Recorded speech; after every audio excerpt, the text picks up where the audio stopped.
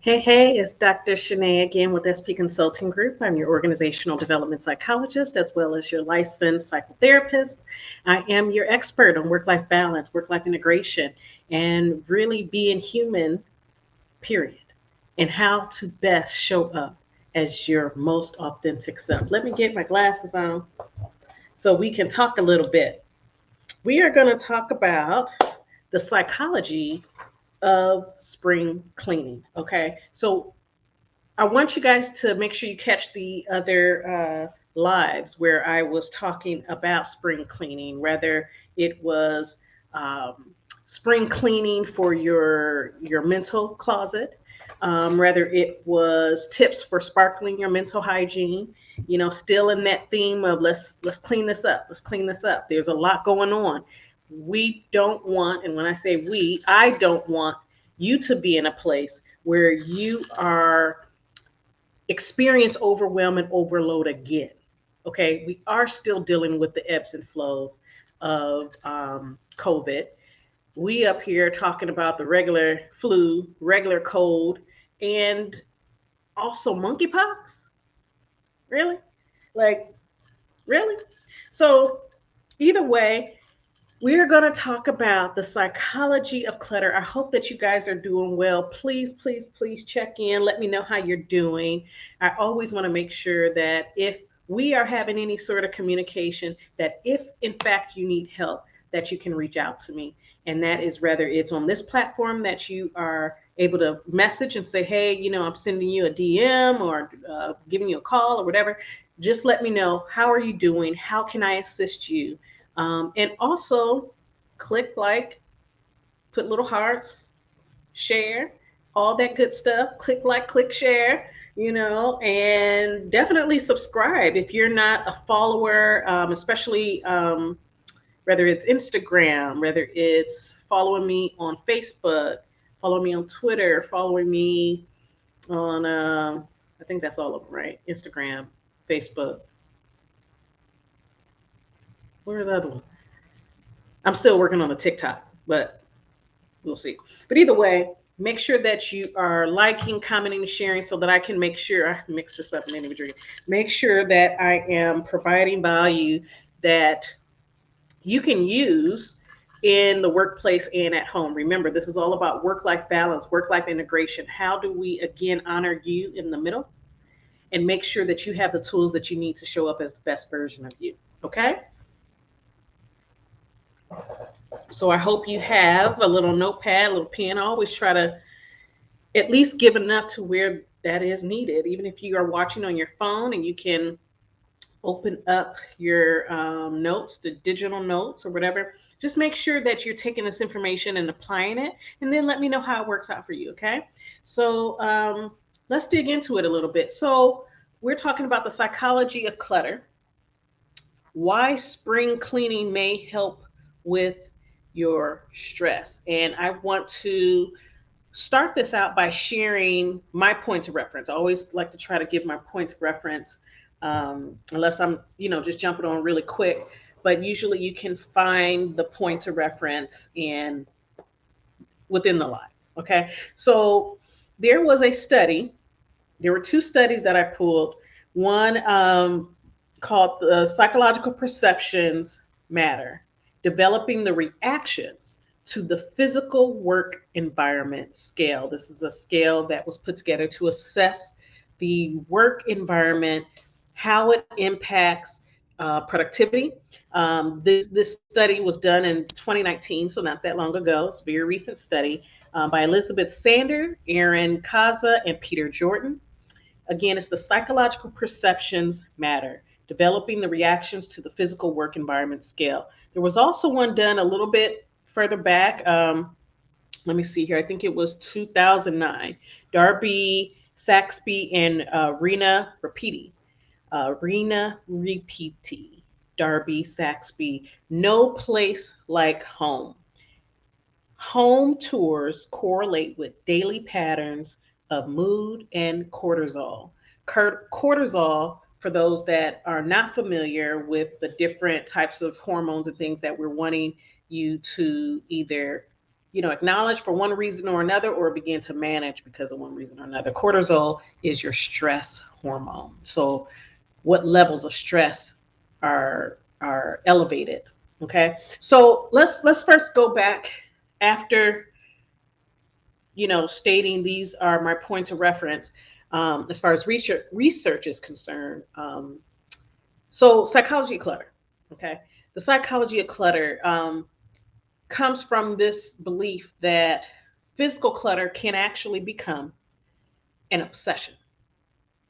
Okay. And we know this from those that, watch any of the HDTV channels or what is it, Discovery channels, where it's people that are dealing with OCD and or what's the physical clutter one that is hoarding, So I want you to keep an open mind as I'm talking about this because I don't want you to think so extreme so that you can quickly say, oh, this isn't me.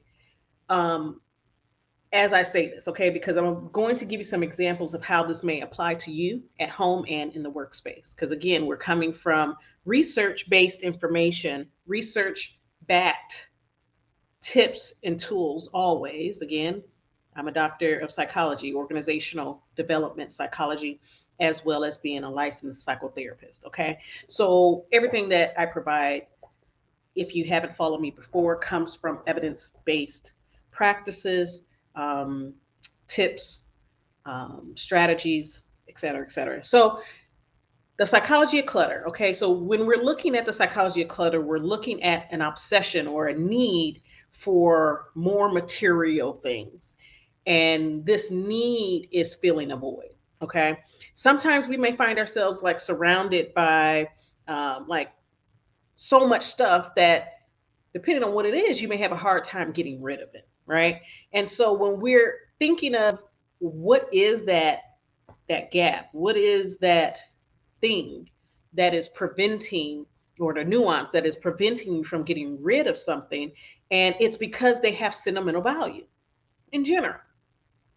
But they can also potentially bring us satisfaction. They can also make us feel connected to someone, and to not have it or to get rid of something, which again, referencing, shows like Hoarders, you see them go through that process where they're talking about, what is the emotion, what is the belief, what is the now living reason and rationale for not removing something that really is clutter. So let me give you some examples. You may be attaching to things because of the investment of time. I invested all this time into this project. We invested all this money into this project and it didn't work. But now it's just going to be put into that box of the flavor of the month initiatives because it really isn't effective. It really has no value anymore. It's just excess inventory, which in the world of systems redesign is the worst thing that you can possibly have. Excessive inventory, things that are bringing about clutter that's just extra, that's just there, but is non value added. Okay. So think about this in the workspace and at home, right? So you may have even thought about the physical labor that went into something. Say your industry is in construction, for example, or more of like manual labor. Refurbishing homes. You may be an entrepreneur where you're refurbishing homes and something just didn't work right, but you now have this excess inventory, clutter, things that no longer are of value, even though at one time they did have value, right? So it may even be where having done something to then get rid of it, in your mind, you may think that the value or what you're holding on to that's making it difficult to get rid of it is trust. I built this thing, it didn't work. So now people are going to think that I can't deliver, or people don't think that, what I do is a value, or they're not going to trust the next thing that I do. Some of these things, uncontrolled consumer impulses also goes hand in hand. Like, we laugh and joke around about what we do when we go to Target, just getting stuff. Wasn't even on our list, just got stuff. Some people, on different social media posts have gone as far as to joke about how they left out to go to Target and they ended up in a whole nother country. So, these are some of the examples. Toxic relationships and time invested usually go hand in hand as a double layered reason for not getting rid of or stepping out of, as it pertains to relationships, stepping out of a now toxic, no longer providing value relationship. Business relationships, there may be, hey, it seemed like a great idea to partner, but people are sometimes afraid to say, hey, let's revisit this again. Is it still necessary? Is it still productive for us to stay in this partnership? Is it still productive for us to move forward with this merger? Unless there is that added thought, that can also become a toxic relationship that, again, if you enter into it without this prep and making sure that the ground is fertile and the foundation is set for this merger, you may end up in a very bad situation. Okay. Bad habits, that comes out of that as well. So, as far as neuroscience is concerned, disorganization, and this feeds into the science of clutter and how spring cleaning, mentally, physically, spiritually, okay, can help reduce stress. It can help you with managing stress. Like I said, if you are not creating a space that is full of and absent of excess, non-value added excess, excess inventory, clutter, aka clutter, then we are increasing our stress hormones. We are increasing the likelihood that we're going to get stressed out. So, research, when it comes down to disorganization and clutter, we have a cumulative, like altogether effect on our brain for a number of reasons. Our brains love order. Our brain loves consistency. Okay. We respond better with consistency in every way, in business and personally, socially. We like consistency. Okay. That's how we're made up. And consistency with visual reminders. But if we are having these issues with clutter and disorganization, we are draining our cognitive resources. And when we're talking about cognitive resources, we're talking about focus, we're talking about productivity, we're talking about information processing, memory, our working memory. When we're thinking about that, we have to understand that if we aren't practicing our due diligence to declutter and to not just spring clean, but also have a recurrence of cleaning and decluttering, then we are putting ourselves at risk of a few things. As I already mentioned, increase in stress, but also increase in anxiety, increase in depression. Okay. So when we're talking about triggers, we're going into that area of coping, stress responses, avoidance, how people respond in stress situations. Sometimes it leads to avoidance. These are the things that we have to understand and keep in mind. Okay. So I want to throw something else at you. Research is very clear. Like I already quoted the articles. Like I said, psychological perceptions matter, developing the reactions to the physical work environment scale that was done. And in that particular research, there were some key things that I want to share here, and that is focus and a sense of connectedness and ease and beauty. Those are all key features of a physical work environment that is built to minimize stress and bump up productivity, to bump up information processing, to bump up focus, memory. Okay? Reactions related to important organizational outcomes come from this place of collaboration. Like I said, our brains love organization.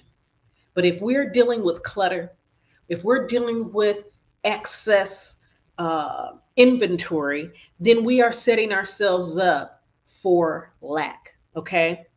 And so when it's all said and done, the research that was done on that particular measure, reactions to the physical work environment scale, RPWES for short, measuring cognitive, emotional, and relational responses of employees to their physical work environment. It was clearly evident that physical work environment, the material space, objects, things, programs, extra, too much into it influences employee performance and well-being for the reasons that I already stated. Shoot for less, shoot for more meaningful, value added resources, frameworks, processes, operating procedures that directly impact the need for success and production. Same thing with at home. The reason why a lot of times people really miss an opportunity for decluttering, and that's whether they want to use the Marie Kondo, KonMari method or not, is because there's a missing link with the importance of it. Okay. And you don't want to be in this avoidant state of mind where you're ultimately missing an opportunity for more clarity, for less stress, less anxiety, all of those things that trigger you. So again, this is something that's worth digging into. But the whole point of it all is the psychology of clutter is real. It does have a direct impact on your stress levels. This is why you may have always felt, every time, I've even said it, every time I don't get to fold my clothes and there's a pile sitting, that clutter is annoying. It makes me anxious. And then guess what? I avoid it because I don't want to deal with it. I don't want to look at it. But the real story is we need to deal with it, declutter, remove excess inventory in the workspace so that we can fuel a healthy work environment. We can fuel a healthy home environment. We can fuel a healthy state of mind. Okay, so I hope this was helpful. This one was a little bit longer because I wanted to get in the research backing of it.